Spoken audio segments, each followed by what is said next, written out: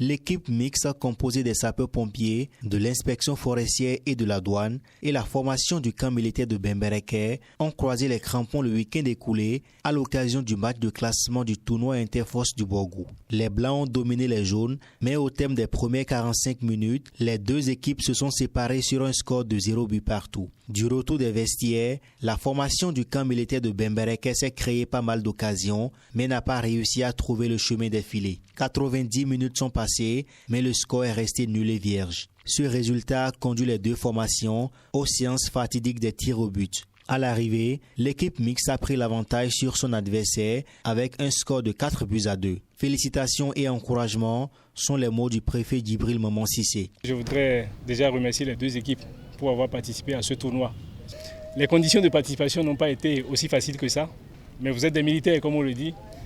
L'objectif qui est poursuivi, qu'on le veuille ou pas, est quand même atteint pour vous permettre vraiment d'agir en synergie sur le terrain. L'important, c'est que vous y avez participé. Ça a permis à certains d'entre vous qui, avant peut-être d'intégrer l'armée, avaient pour passion le football. Donc ça vous a permis de vous mettre en exergue, c'est le plus important.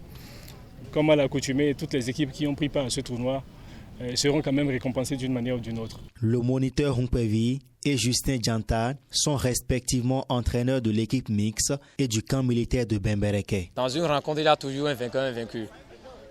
Ce n'est pas seulement les armes que nous embrassons.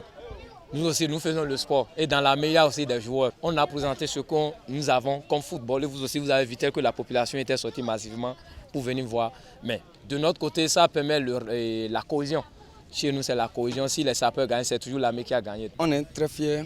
Du coup, à part le jeu, ça nous a permis au moins de se rencontrer, au moins de se revoir avec les amis. Ils ont bien joué. Du coup, depuis le premier match, ce n'est pas que je commente, mais depuis le premier match qu'ils n'ont pas pu rapporter jusqu'à la fin, ce serait